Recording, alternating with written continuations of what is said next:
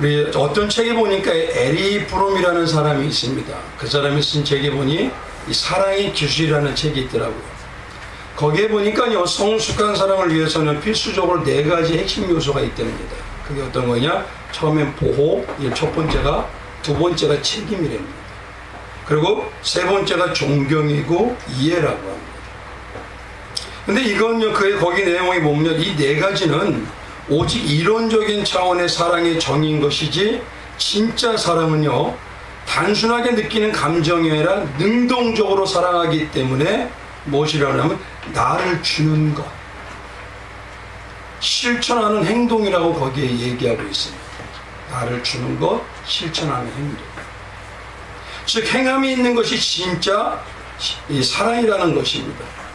바로 사랑하기 때문에 드리는 행함, 베푸는 행함이 우리에게 나오는 것, 그게 바로 사랑이라는 것이죠.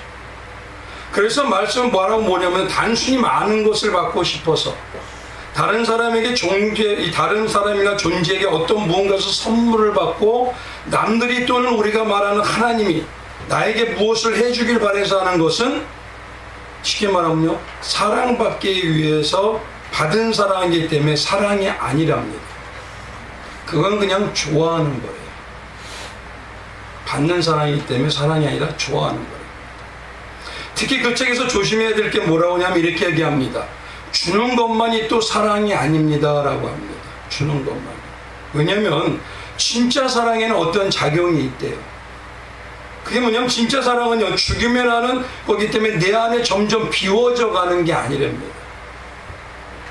진짜 사랑을 하게 되고 내가 점점 나를 주게 되면요, 오히려 내 안에서 점점 채워지는 게 있거든요. 그래서 주는 과정을 통해서 내가 사랑함으로 인해서 내 안에 채워지는 것이 있기 때문에 오히려 그 과정이 나에게 만족과 풍성함이 올라옵니다. 그래서 진짜 사랑은 사랑을 할수록 오히려 내 안에 비워지지 않고 더 채워집니다. 그리고 풍성해진답니다. 그리고 기쁨이 넘친다기 때죠. 그래서 내가 사랑하는 과정에서요, 내 안에 채워질 때 그것이 진짜 사랑을 만나고 있다라고 하는 것입니다. 이것을요, 저는 신앙으로 한번 볼게요. 신앙으로 보면요, 우리가 예수님으로 예수를 향한 사랑으로 채워지면요, 진짜 채워지는 그 사랑에는 만족이 오기 시작합니다. 충만함이 오기 시작합니다. 풍성함이 오기 시작합니다. 다른 것이 아무것도 없어도요, 아무것이 안 주셔도 사랑하기 때문에 예수님 한 분으로 만족하고 충만한 마음이다. 이런 마음으로 사는 성도가요, 세상은 알지 못하는 그것을 소유한 자입니다. 그것이 바로 내 안에 영이 충만한 것이고 삶의 힘이 되고 능력이 되고 진짜 권세가 되어서 나오는 것입니다. 그럼 한번 이런 질문을 드리겠습니다. 항상 드리는 질문이죠. 우리 성도님들은 어떻습니까? 예수님을 사랑하십니까? 성경 말씀처럼 이웃을 사랑하십니까?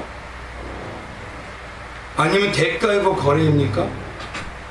아니면 지체를 사랑하십니까? 지체를 좋아하시는 것 뿐입니까?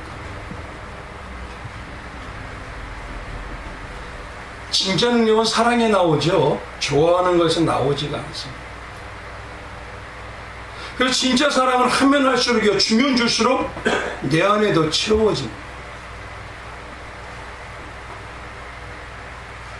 그래서 진짜 주는 사랑의 가정은요, 가정에 아무것도 없어도 육선이 많지 않아도 행복이 넘쳐요. 진짜 주는 사랑을 가지고 있는 사업가, 이 사업장은요, 그 사업장이 성공하게 됩니다. 지금 이 시대의 가장 문제가 뭐냐면요, 가정 문제입니다. 사회 문제예요. 왜 그럴까요? 사랑은 말하지만 내 것 찾는, 보상을 강조하는 것을 그런 사랑을 얘기하기 때문입니다. 오히려 그런 보상을 강조하지만요, 그건 더 내 안에서 비워지는 겁니다. 나의 대가를 찾고 내가 받아야 될 보상을 찾게 되니까 가정과 사회가 피폐해지고 쓰러지기 시작합니다. 과거에는 어떻습니까? 우리 어머니 세대, 우리 부모님 세대는 주는 사랑이죠. 내가 고생해도 자녀에겐 고생 안 하면 좋겠어. 근데 놀라운 거예요. 그때 가정이 가장 부강해 버렸어요. 사회가 어마어마하게 부강했습니다. 일명 우리가 얘기하죠. 한간이기죠. 그러니 본질적인 게 회복이 되지 않고 입술만 나타난다 해서 그건 전혀 힘이 안 됩니다. 기독교가 근데 가장 문제가 많은 게 그거예요. 사랑을 얘기해요. 축복을 얘기하는데 나 찾기 바빠요.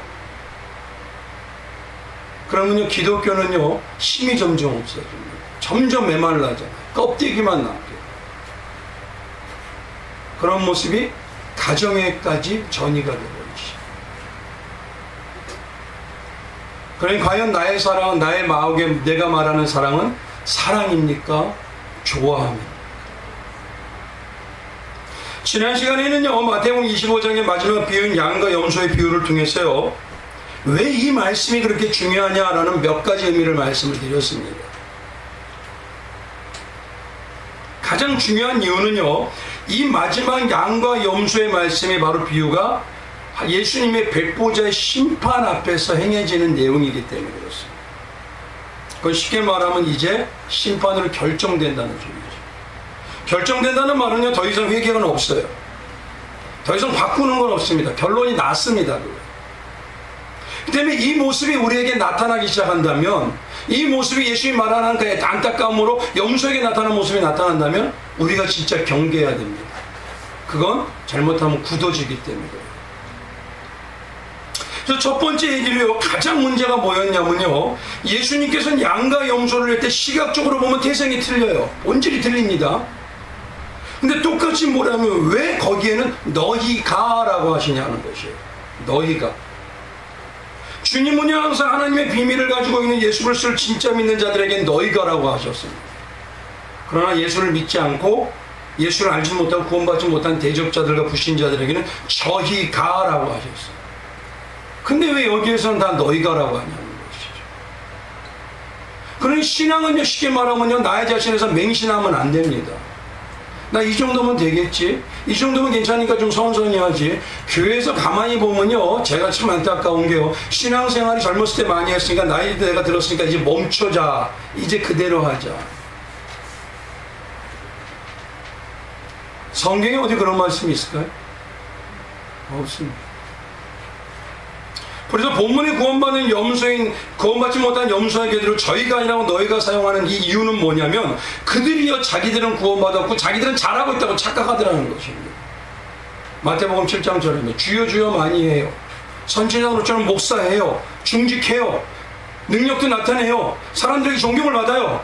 그러니까 나는 잘하고 있는 거 아니에요? 근데 주님은요 착각하지 마라. 근데 안타까운 건 마태복음 7장에 가보면 그런 자들이 적다? 많다라고 하죠. 따라서 더 문제는요 뭐냐면 나는 내가 어떤 모습으로 염소를 닮아가는 모습이 있으면서도 교회만 나오면 나는 다 잘하고 있다고 생각하고 자기가 모르고 있더라는 것입니다. 그래서 예수님께서는요 이 양과 염소를 구분하는 5가지 기준을 얘기해요. 근데 한번 보십시오. 예수님이 말했던 뭐냐면 저희가라는 사람들은 외적으로 보면요 예수님을 죽이라고 했죠. 그렇지만 그들을요 외적으로 보면요 이스라엘의 지도자급들입니다.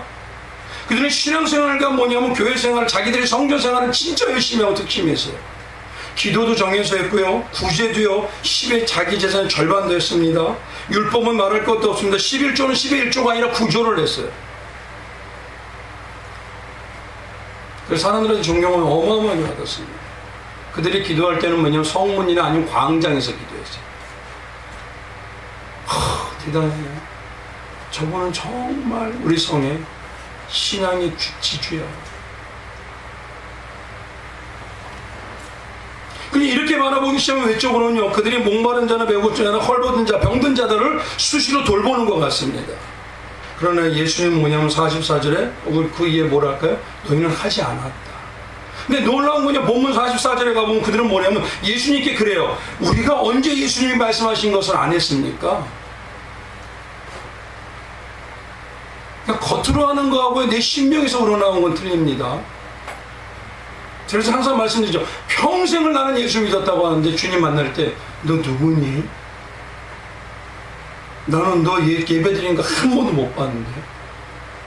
그럴 수 있는 자가 있다 없다? 있다.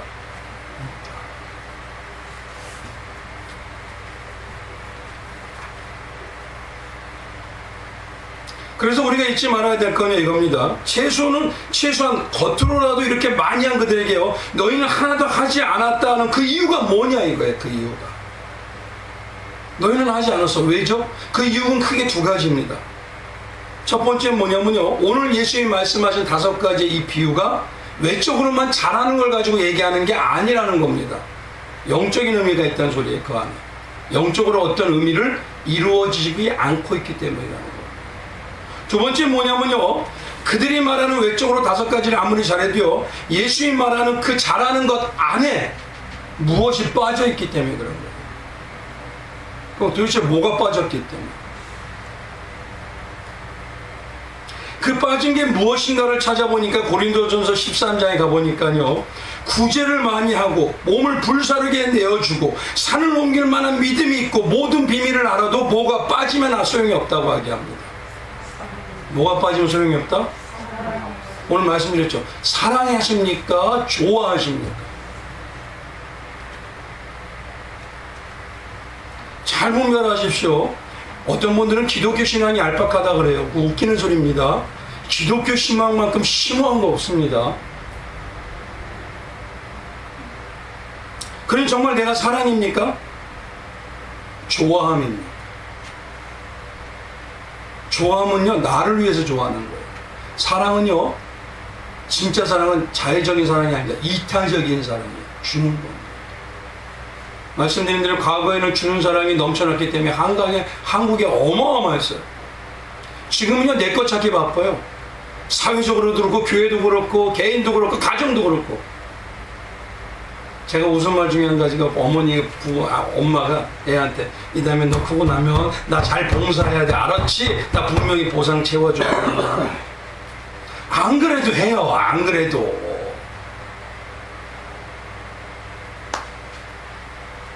결국은요, 사랑이 없기 때문입니다. 그래서 조금 더 자세히 말하면요, 자기만을 위해서, 자기를 위해서 자기를 높이는 우상과 같은 사람은 오히려 하나님 예수님 뭐냐? 폐악하다 그래요. 진노하십니다. 주님이 사랑이라고 인정하는 진정한 사랑은요, 주는 겁니다. 베푸는 겁니다. 거기에 참 만족이 오는 이타적인 사랑입니다. 그래서 복음서로 한번 가보십시오. 다 이타적인 사랑이에요. 너를 사랑하라고 얘기하죠? 근데 그게 어떻게 되냐? 하나님을 사랑하고 내 이웃을 사랑하고, 그게 뭐라고요? 율법과 선지자의 강령이니라. 강령이라는 건 뭐냐면요, 하나님의 하늘의 법칙이라는 겁니다. 오히려 그것이 뭐냐면 하나님을 사랑하고 이웃을 사랑하는데 누구를 사랑하는 거예요? 나를 사랑하는 거예요. 나를 사랑해서 채우는 겁니다. 그게. 기독교의 지금의 현실의 모습을 보면 사랑은 남발을 해요. 근데 여전히 자기만을 위해서, 나를 위해서 예수를 사랑한다고는 이용하는 사람이에요. 복받기 위한 사람이에요. 나를 높이기 위한 왜곡된 사람. 그래서 교회 안에 만연한 게 뭐냐면요, 진짜 가정이라면 어떻습니까? 나보다 지체가 더 잘 되길 원해요? 아니면 못 되길 원해요? 가정이라면 잘 되길 원하잖아요. 근데 교회 와보면요, 입술로는 나보다 더 잘 되길 원해요. 근데 내 수준만큼만 되길 원합니다. 아니면 나보다 못하게 되길 원해요. 항상. 그거는요, 사랑이 아닌 좋아함입니다. 그래서 예수님은 수없이 말씀하세요. 요한복음 14장에도 뭐냐면 너희가 나를 사랑하며, 나를 사랑하며, 이타적인 사랑으로 예수를 사랑하며. 출애굽기 20장에도 6절에 그랬죠. 나를 사랑하고 내 계명을 지키는 자에게는 천대까지 은혜를 베풀리라. 예수를 사랑하며, 하나님을 사랑하며. 그 베푸는 사랑은요, 나는 없어도 됩니다. 나는 안 주셔도 됩니다. 저 지체, 저 자녀, 저분 축복 주시옵소서. 우리 그런 기도가 많아지는 우리 예수가 모이는 교회 성도님들 되시길 주의 이름으로 축원드립니다. 그래서 예수님의 십자가 사랑은요, 자신의 생명을 주시기까지 보여주신 이타적인 사랑. 그러니 최소한요, 우리는요, 이겁니다. 예수님처럼 사랑을 할 수 없어요. 그렇죠?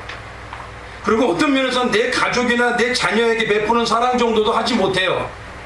그러나 최소한 세상이 바라볼 때 너희가 하는 행함이나 너희가 하는 행동이나 그 사랑은 우리와는 틀리구나. 이 고백은 들으실 수 있어야 돼요.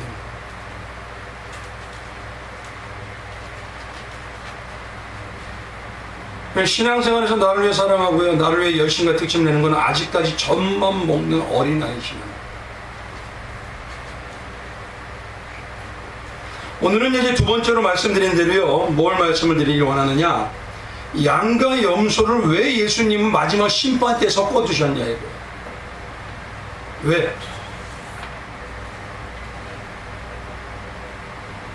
그때가 가서 예수님은 양과 염소를 각각 구분해서 갈라내신다고 합니다. 그럼 결국 지금은 함께 섞여 있는 거예요. 그러니까 우리의 시각이 육신의 시각으로 누가 진짜고 누가 가짜인지 몰라요.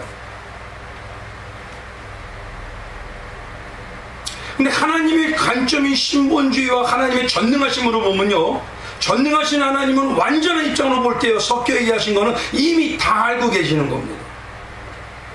그리고 하나님의 뜻과 계획에 의해서 섞어두신 거예요. 하나님은 그거 하나 못 갈라낼까요, 처음부터? 우리 같으면 보십시오. 왜 예수님이 할까? 우리 같으면 좋은 거는 갈라내고 나쁜 거는 빼버리잖아요. 예전에 퀴즈를 아세요, 퀴즈? 퀴즈를 왜 해죠? 그럼 결국은 처음부터 뭐냐면 갈라내는데 예수님은 그걸 냅둬요. 그럼 섞어두십니다. 마지막 때까지. 근데 이렇게 섞어두시는 부분이 다른 부분도 있죠. 마태복음 13장에 알곡과 가라지를 섞어두셔요. 같이 자라게 돌아. 근데 그 가라지가 어디서 온지 예수님 하나님 모르지 않아요. 원수가 뿌리고 갔구나.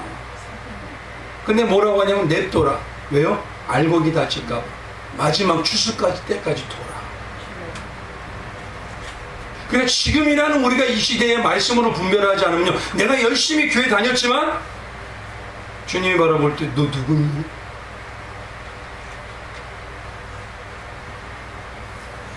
그러니까 결국 하나님께서는요, 이거를 우연히 섞어주신 게 아닙니다.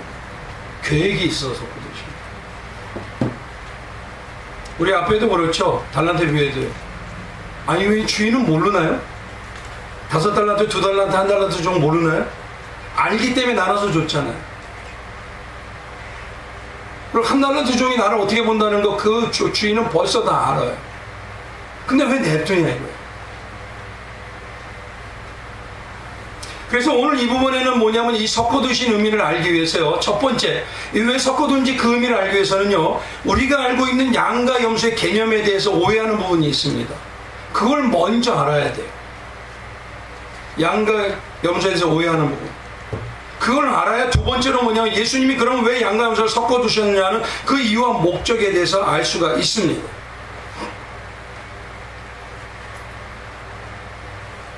그럼 첫 번째 이겁니다. 뭐냐?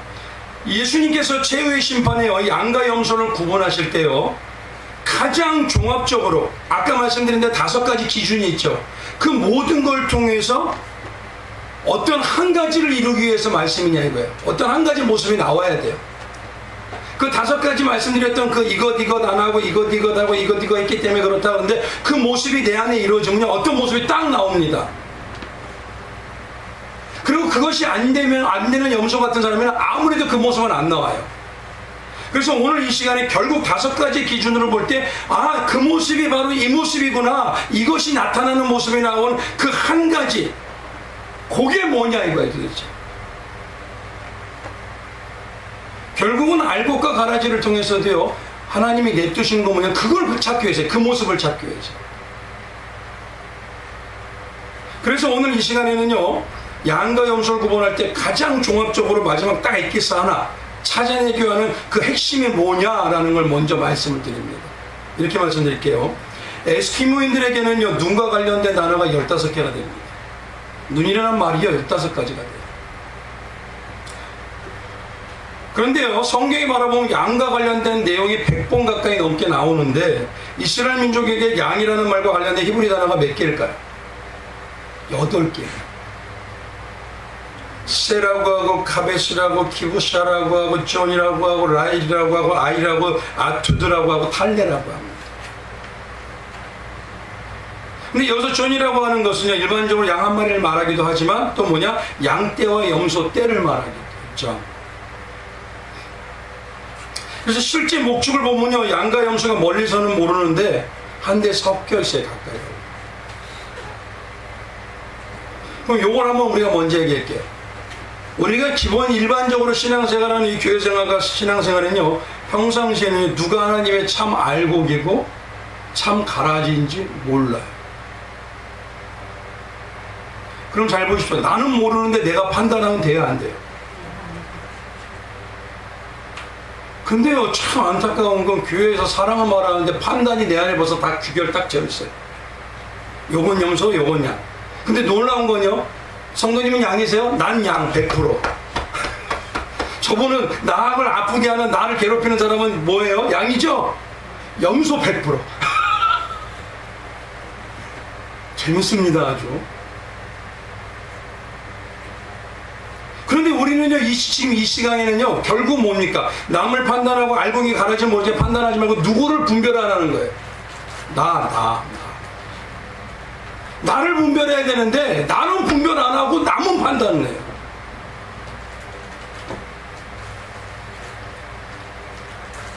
우리가 바라볼 때요, 유대인들이 바라보는 양과 염소의 핵심 이미지는요, 우리가 보는 방향과는 정반대입니다. 이렇게 하죠. 우리는요, 양은 매우 온순하고 겁이 많고 미련하다. 우리 이렇게 받아들이죠. 없는 거 아닙니다. 맞기도 합니다. 그리고 염소는 독립적 이유로 사나우기 때문에 고집을 통해서 받아내는 일을 많이 해요. 맞기도 합니다. 근데요, 그들이라고 하는 유대인들이 바라보는 건요, 우리가 보는 방향은 완전히 틀려요. 그냥 유대인들은요, 양은 쉽게 말해서 이겁니다. 명예를 뜻해요. 염소는 수치를 상징합니다. 고대 중동에서 유대인들이 가장 핵심 가치는 뭐냐면 자신의 명예를 위해서요, 수치를 모면할 수 있으면 목숨까지 걸어버립니다. 그래서 유대인들은 안식일에 만약 율법을 지키는 자들, 전쟁이 나도 말씀드렸죠. 뛰지도 않고 칼도 버려요. 그냥 죽어요. 그게 나는 하나님 앞에서 지키는 거예요. 근데 이 명예와 수치라는 개념은요, 남녀 관계로도 구분이 됩니다. 당시에 남자는 명예요, 여자는 수치예요. 왜 그런지 이제 말씀을 드릴게요. 당시 유대사에서 이 중동에서는요, 남자의 역할은 친족 공동체입니다. 그래서 가문과 권리를 지키는 게 대단히 중요해요. 목숨 걸고 지켜야 됩니다. 근데 여성은 잘못하면 뭐냐면 명예를 실추시킬 수 있는 가장 취약한 구성원이에요. 명예를 실추시킬 수가 있어요. 그래서 그렇게 받아들였습니다. 그래서 일반적으로 순양은요, 최대 50마리에 가까운 암양과 자기 새끼를 보고요. 한 마리가. 그만큼 역할을 감당하는 거죠. 그리고 실제 보면요, 자기 암양과 새끼를 지키기 위해서요, 다른 순양이 침범할 때가 있습니다. 그러면 어떻게 하냐면요, 진짜 목숨 걸고 싸웁니다. 그들.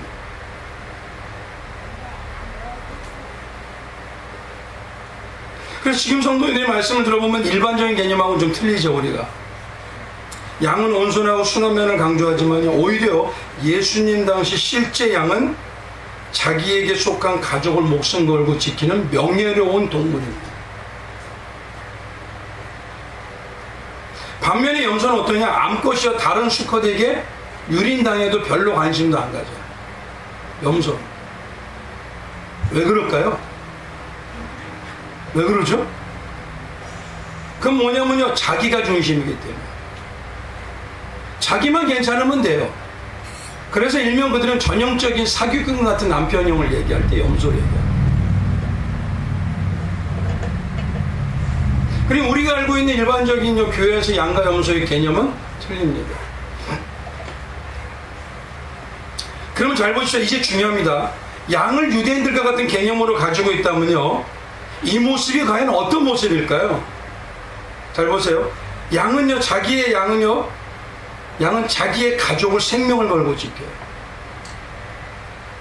우리가 어떤 분은요, 생명을 걸고 그분이 자기의 가족들을 지키시고 계셔요. 보호하고 계셔요. 도수장처럼 뭐냐면 끌려가더라도 잠잠하도록 끝까지 그 일을 해내요. 그리고 주인이신 하나님께 순종하고 목숨까지도 걸고 가요. 누구십니까? 누구를 얘기하는 거죠? 예수님. 그래서 쉽게 말하면 이겁니다. 5가지 그 내용을 가지고 이루어지는 마지막 최종 모습이 뭐냐? 예수를 닮아 있느냐예요. 예수와 같은 생각과 예수와 같은 가치관과 예수의 생각과 예수가 바라보는 닮아감이 없으면요, 예수님 딱 바라볼 때 벌써 알아요. 너 누구냐? 너는 전혀 닮지 않았는데. 그래서 오늘 본문에서 갈라내는 5가지 기준은 뭐냐면요, 기준 정확하게 하세요. 예수님을 닮은 진짜 사랑하고 있는 양, 그 양과 닮은 척하는 좋아하는 정도의 염소를 갈라내셔요. 겉으로 볼 때는 온순해 보이죠. 겉으로 볼 때는요, 미련해 보이죠. 근데 막상 실제적으로 삶에 가면 양은 완전히 바뀌어버려요.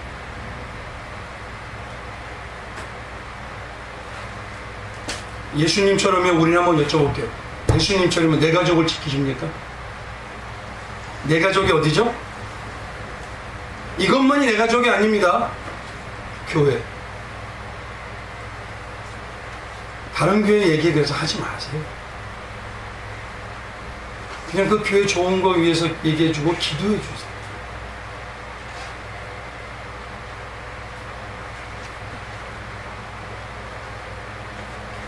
여전히 우리 교회만 나만 우리 가정만이라는 건 뭐냐? 그리고 다른 데를 얘기하는 건요, 그건 좋아하는 것뿐이에요. 예수 닮은 게 아니에요. 아직은 어린 신앙이기 때문에 그런 모습이 좀 부족할 수는 있어요. 그러나 신앙이 10년, 20년, 30년, 40년이 돼가는데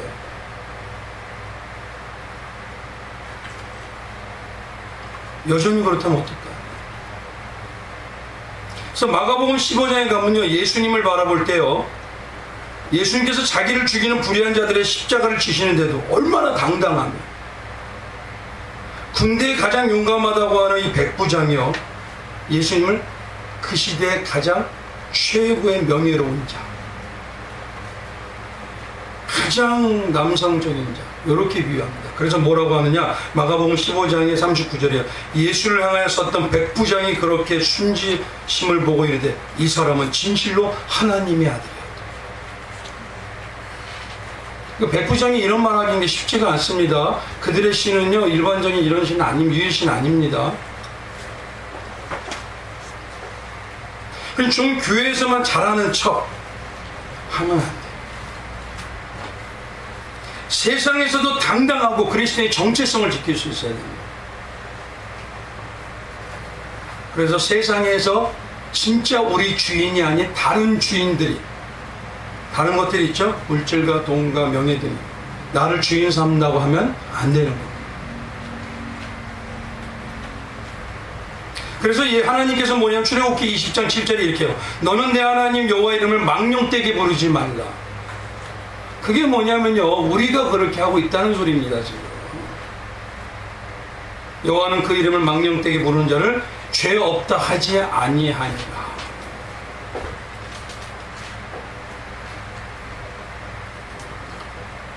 최소한 내가 성도라면요, 내가 사랑하는 하나님, 예수님, 주님 사랑해요, 주님 사랑해요, 이 고백을 많이 한다면 최소한 하나님의 이름에 먹칠하지 말아야죠. 그래서 다른 가치관의 모습으로 사는 것으로 보여야 합니다. 첫 번째는 이겁니다. 예수님을 진짜 닮는 사랑하는 신앙입니까? 예수님을 닮은 척하는 나만 위하는 좋아하는 신앙. 두 번째는 이제 들어갑니다. 이걸 알고 나야 이제 섞이는 걸 알 수 있어요. 그럼 왜 예수님은 이걸 섞어 드셨을까? 근본부터 다른데 이미 아시는 하나님께서 우리가 잊지 말아야 될 건 이겁니다. 성도라고 해서 오늘 이 말씀을 들을 때 어떤 사람이 잘해서 양이 되고 어떤 사람이 잘해서 염소가 되고 이거 아닙니다. 그렇게 생각하면 안 돼요. 그 인본주의입니다. 그게 율법주의고요. 그게 아니라 이미 창세전의 양인 자는요 양의 모습이 나와야 한다는 소리예요. 이미 창세전의 염소는요 아무리 해도 염소의 모습이 나올 수밖에 없어요. 그냥 앞에서 말씀드린 대로 마지막 때에 섞어주셨다는 건 어쩌다 우연히 섞인 게 아니에요. 하나님의 의도하셔서 섞어두신 겁니다. 그러면요 오늘 이 섞어두심이 왜 있는지 그 이유를 이제 말씀드리기 원합니다. 이제 잘 들으셔야 됩니다. 이스라엘은요 쉽게 말하면 광야 민족입니다. 광야 민족. 주 생활 무대가 뭐냐면 어디냐면 광야예요. 광야라는 건요 목축이 그들의 생계수단입니다. 근데 나중에는요 이스라엘 땅이 생기게 나니까 이 목축업자들을 가장 천대했습니다. 왜 그러냐면은 광야다 보니까 먹을 게 많아요, 풀이 많아요, 적어요. 적다 보니까 양과 염소가요 목초지를 찾아간다면서 남의 밭에 들어가 버려요. 다 뜯어먹어버립니다. 그래가지고 농사는 완전히 다 그냥 베어버려요. 그래서 나라에서 법을 정하게 됐어요. 목축하는 자는 절대 가까이 가지 마라. 가면요 그게 뭐냐면 법에 저촉되게 해야지. 근데 중요한 건 뭐냐면 광야에서요 양떼를 목축하려면 반드시 있어야 되는 게 바로 염소입니다. 염소 없이 양만을 데리고 목축하는 건 불가능합니다. 대략 양 3마리에서 5마리당 염소 1마리가 일반적으로 들어가요.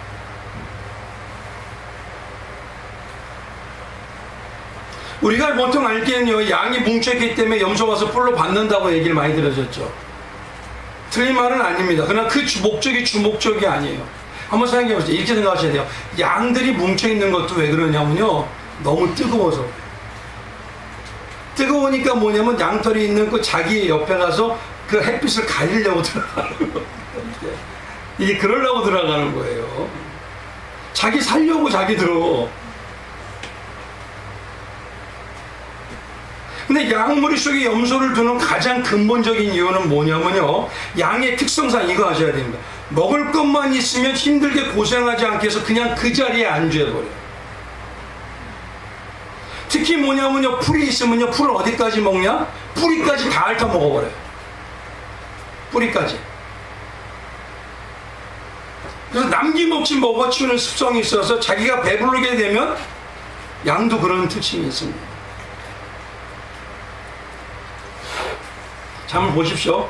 그러면 양도 염소도 아까 그랬죠? 염소도 자기만을 위한다는 게 있었다 그랬잖아요. 그럼 양은 아닙니다. 그럼 잘 보십시오. 이걸 이렇게 보십시오. 내 안에 보면 내 안에 양 같은 모습이 있고 염소 같은 모습이 있어요, 없어요? 그럼 둘 다 있다는 거예요, 아니에요? 하나님이 목축하는 이 안에는요 나는 양, 쟤는 염소, 이거는 잘못된 겁니다. 지금 착각하지 마십시오. 내가 양이기도 하고 나도 염소입니다. 그거 얘기하시는 거예요 지금. 양도 뭐냐면요 자기가 배부르면 하면요 뿌리까지 다 핥아 먹어버려요. 그럼 이걸 한번 보죠. 이건 뭐죠? 죄인의 가장 습성입니다. 자기만 만족이면 끝나요 다. 근데 안타까운 교회 현실과 성도들의 현실을 보면 특징이 뭐냐면 참신앙이라고 얘기는 하는데 이타적인 사랑을 받았다고 하면서 여전히 다른 종교가 틀린 게 없어요. 나. 교회 안에서의 지체가 자라면요 칭찬해 주는 건 고사하고 말씀드린 대로 배가 아파해서요 질타하고 수근수근대고 뒷담화. 그 중에 한 가지가 뭐냐면요 이 양처럼요 그대로 안주하려는 특징이 뭐냐면 모든 것을 하나님이 이루어낸 신본주의입니다 라고 하잖아요. 그러다 보니까 성도들에게 나오는 특징이 뭐냐면 그럼 목사님이 다 알아서 하겠네.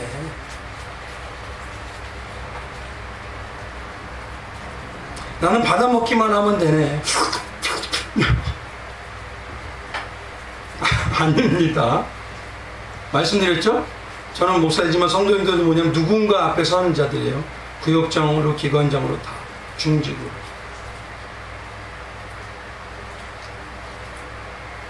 권세와 능력은요, 예수의 심장을 가진 증인들에게 오는 거지 먹기만 하는 자에게 주는 게 아닙니다. 그건 착각이에요.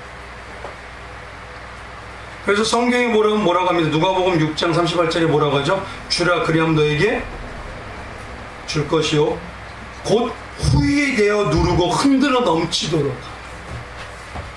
어떻게 하면 뭐가? 누가복음 6장 38절.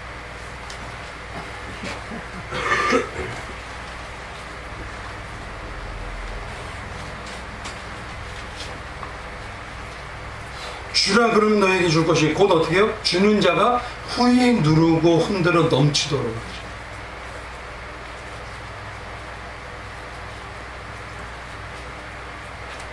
근데 놀라운 거는 이제 잘 들어보십시오. 양이 이렇게 안주하려고만 하는데요, 거기서 염소가 들어가면요, 그 다음부터 삶이 바뀌어버립니다. 가장 핵심은 뭐냐면 예수님의 뜻은 교회를 보호하는 거예요. 교회 보호.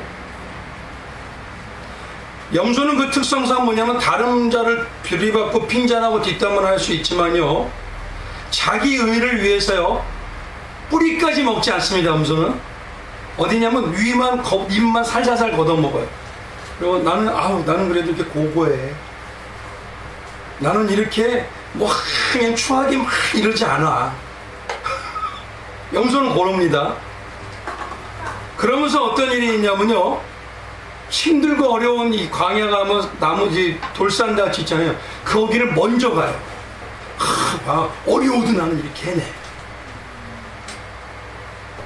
근데 놀라운 건데, 그러면 양들은 뭐냐면, 지게 진짠가 봐 하고 쫓아갑니다. 염소는 그 역할이에요. 그럼 이걸 잘 보시죠. 왜 그럼 이렇게 하느냐? 제가 TV에서 보니까요, 어선에서 고기를 잡는 건데, 어부들이요, 다 안 잡아요. 절대 다 안 잡습니다. 다시 다 어떤 거는요, 반이 뭐가 차도 다 놓아줘요. 어떤 걸까요? 어린 것들, 알밴 것들은 놓아줘요. 왜요? 어장을 관리하는 거.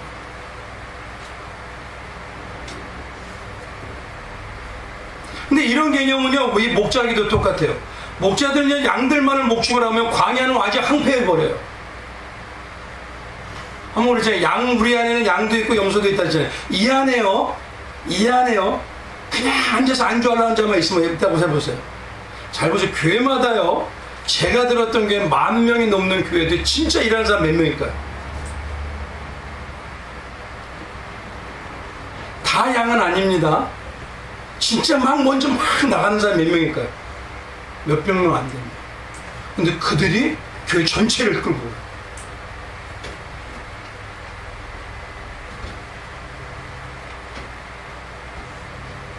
그러니까 뭐냐면요, 말씀드린 대로 염소가 이걸 입을 살살살 먹으면 그게 고상해 보이니까 양들은 저렇게 먹어야 되나 보구나 하고 쫓아가요. 험한 길을 갈 때도 염소가 먼저 가가지고 당당하게 가슴을 피고 막 가면은 저게 가장 멋있는 모습이라고 쫓아갑니다. 근데 결국은 목적은 뭐냐면요, 목초지를 관리하기 위해서. 목자.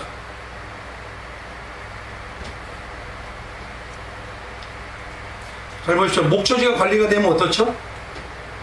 다 안 잡아먹으면, 다 안 먹어버리면 다른 데 가면 또다시 새로운 목초가 생기잖아요. 그러니까 새로운 좋은 목초지를 먹여서 건강하게 하려는 거예요. 그래서 염소를 넣는 겁니다. 또 뭡니까? 다음에 먹을 수 있도록 목초지를 보호하는 거예요. 다 먹어버리면 끝나니까 옮기게 해서. 그래서 거기다 염소를 넣는 거예요. 그럼 한번 보겠습니다. 목초지를 보호하는 걸 신앙으로 얘기하면 뭘까요? 신앙으로 얘기하면. 이걸 신앙으로 얘기하면요, 바로 나를 드리는 신앙을 잃어버리지 않게 하는 거예요. 교회마다 우리만 이래요. 근데 그 중에 몇 사람은 드리는 신앙으로 바뀌어가는 사람들이 있어요. 어떤 자를 보고? 염소 같은 자들을 보고. 가장 세상과 다른 가치는 뭐냐면요, 예수를 닮는 신앙이죠. 그거를 유지시키기 위해서 때때로 하나님이 그렇게 하시는 거죠. 그럼 보십시오. 가장 근본적인 목초지라고 하는 이 초심, 그것이 뭘까요? 목초지라고 할 수 있는 초심, 그거에 대해서 나타나는 게 마지막 결론 나는 계시록에 딱 얘기합니다. 첫 번째 뭘 잃어버렸기 때문에, 요거 잃어버렸기 때문이라고 얘기해요. 그게 뭐냐면 요한계시록 2장입니다. 2절에 이렇게 써요. 내가 내 행위와 수고와 내 인내를 알고 또 악한 자들을 용납하지 아니한 것과 자칭 사도라 하되 아닌 자들을 시험하여 그들의 거짓된 것을 내가 드러낸 것과, 정말 잘하고 있죠? 또 내가 참고 내 이름을 위하여 견디고 게으르지 아닌 것을 아노라. 그러나 너를 책망할 것이 있나니 너의 뭐요? 사랑. 예수 사랑 잃어버렸어. 그럼 지금은 예수 사랑 안 잃어버렸다고 할 수 있을까요? 십자가 얘기하면 뭐 가슴이 뜨거우세요? 눈물이 막 흐르세요? 아니면 냉랭하세요?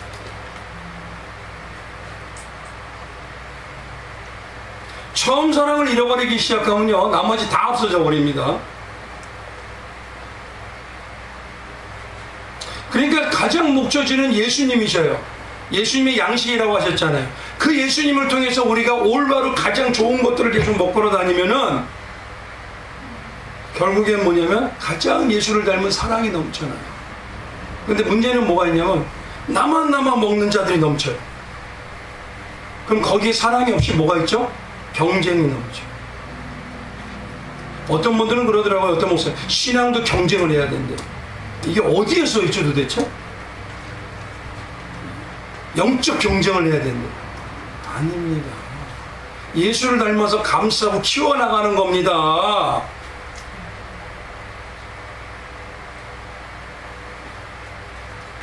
그러면 오늘 중요한 게 뭐냐면요, 좋은 목초지, 그거를 예수 닮은 초심을 잃지 않게 보호하신 하나님의 방법이 뭐냐 이거예요. 하나님의 방법이, 이제 그게 실제적으로 어떤 일인지 예를 하나 드릴게요. 제가요 예전에 부교육자를 할 때요, 정말 기도 많이 하고 가장 인상 권사님이 인정되는 권사님이 있었어요. 저분은 진짜 신앙이 있다. 근데 그분이 뭐라고 그러냐면 이렇게, 목사님, 때때로 부교육자다 보면 담임 목사님의 부족한 모습과 욕심과 욕망도 볼 수 있죠.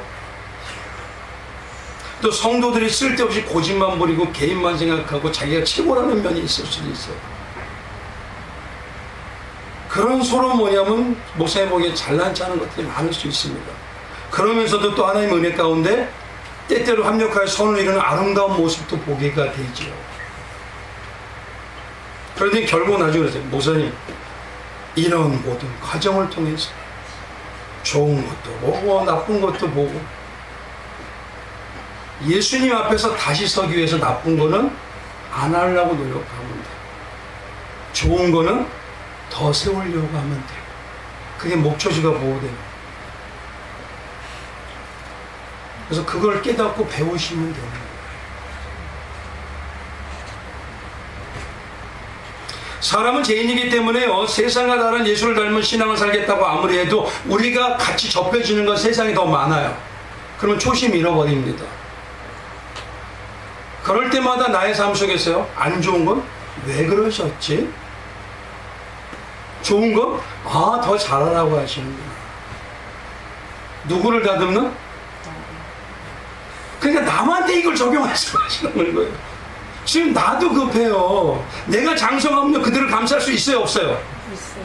근데 내가 어린아이가 돼버리고 여전히 있으니 감싸줄 수 있어요, 없어요? 나만 이거 먹기 바쁘지. 그게 판단과 정죄만 넘쳐나요.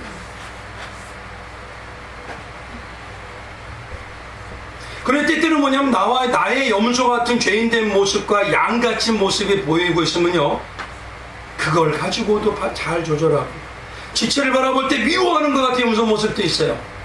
근데 때때로 양같이 자라는 모습이 있어요. 그럴 때 서로 격려해 주면서 나는 어떤가 돌아오고. 이게 지금 예수를 닮아가는 목초지를 지금 예수님 하나님께서 관리를 하는 거예요. 그렇기 때문에 양과 염소를 섞어서 하는 겁니다, 계속. 근데 여기서 중요한 게 뭐냐면요, 예수님이 교회의 목초지를 잘 관리하잖아요. 그러면 이 목초라고 하는 그것이 잘 자라게 됩니다. 그러면 그 자라면 우리에게 나오는 특징이 있어요. 뭐 예수님이라고 하는 목초를 자라고 어디서 만나죠 우리가? 말씀에서 만나잖아요. 그렇죠? 말씀이 정말 잘 자라면 어떻게 되냐? 히브리서 4장 12절처럼 됩니다.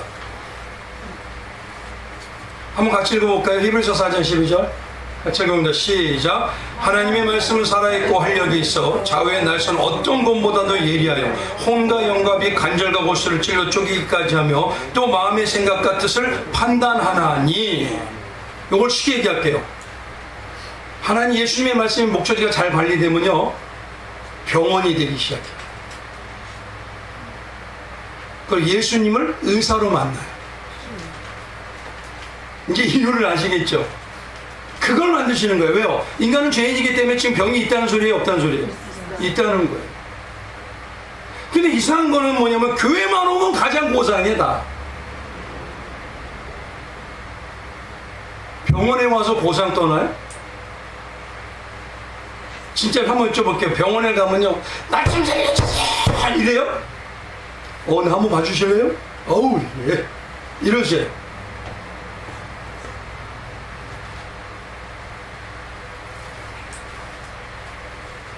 어떤 분들은 뭐라고 얘기하냐면요 교회를 자기는 싫어한대요. 왜 그러냐면 정말 뭐냐면 너무 욕심이 많고 너무 자기들만 생각하고 너무 싫대요. 그럼 여쭤보겠습니다. 병원이 아픈 사람이 많은 곳이에요? 적은 곳이에요? 이 개념을 바꿔보세요 좀. 오늘 예수님 목초지를 하기 위해서 양가염소를 키운다 그러면요 병원은 뭐냐면 교회는 아픈 사람들이 모이는 곳입니다. 자기가 잘났다고 하는데 왜 모이겠어요? 나가서 자기 뜻대로 살아버리지. 어떤 분들은 내 주먹 믿어라 이래요. 어떤 분들은. 그러면 매일 아프고 잘못되고 싫은 사람이 넘치는 곳이 병원인데 그런 사람들이 천지백갈려서 나는 가기 싫어. 맞아요? 틀려요?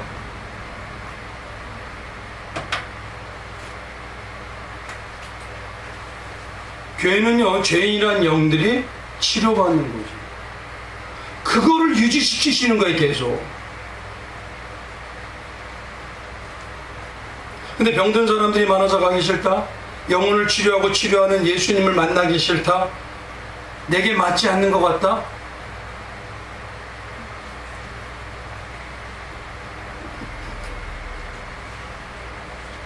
이렇게 말씀드릴게요.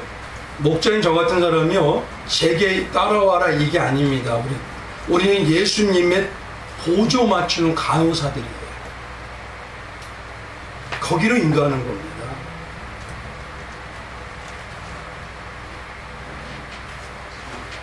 그러니 병원에 가서 의사인 예수님을 만나서 나는 고고하고 의로운 척해.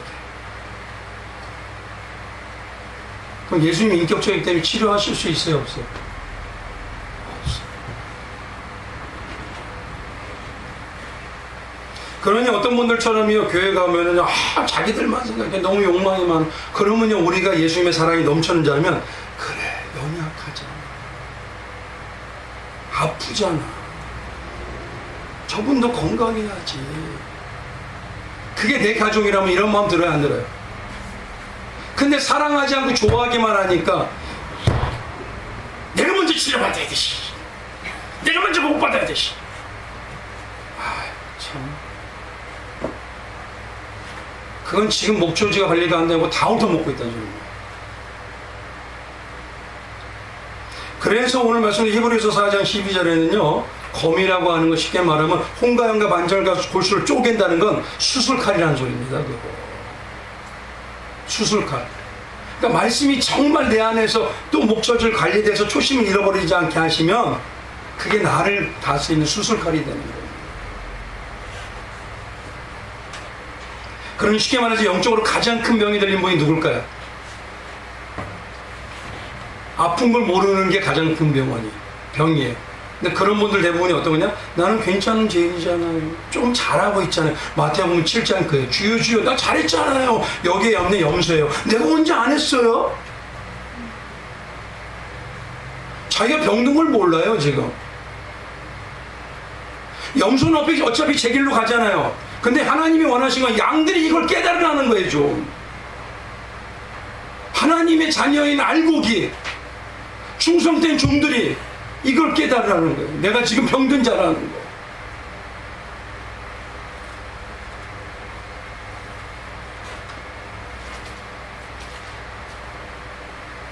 진짜 병 중에서 제일 교회에서 제가 가장 안타까운 말 중에 이런 말 있죠. 어떤 분을 얘기하면, 아우 권사님은 법 없어도 살겠어요. 이거 심각한 말입니다. 좋은 말 아니에요. 그럼 아우 권사님, 예수님이 안 고쳐줘도 살겠어요. 그럼 뭔 소리예요? 병 걸려서 그냥 이 소리야. 아, 나 도대체 뭔지를 모르고 막 얘기를 하고 계셔. 저부터도 고침받아야 돼요. 계속 다. 그래서 정말 우리가 목초지가 잘 관리되고 그 하나님이 주시는 은혜 가운데 건강한 목초를 먹고 또 목초가 잘 자랄 때 되면요, 나오는 신앙의 모습이 뭡니까? 뭔지 아십니까? 오히려 주님, 내가 염소예요. 내가 염소예요. 내가 예수님의 마음에 칼질하는 자예요. 그런 사람을 통해서 교회가 하나씩 회복돼요.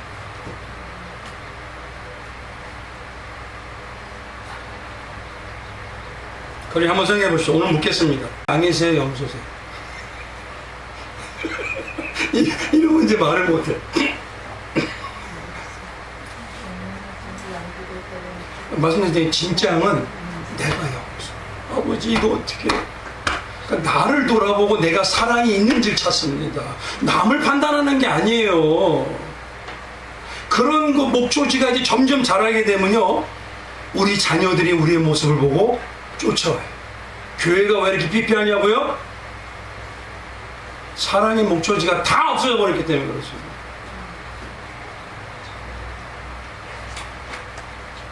왜 청년들이 없냐고요? 먹을 게 안 보이는데. 먹을 게 안 보이는데 모아서 뭐 할 거예요? 다 자기 자리 차지하고. 어떤 분은 제가 놀랍습니다. 나는 내 자리가 여기야. 거기 누가 앉으면요, 정말 싸움 나요.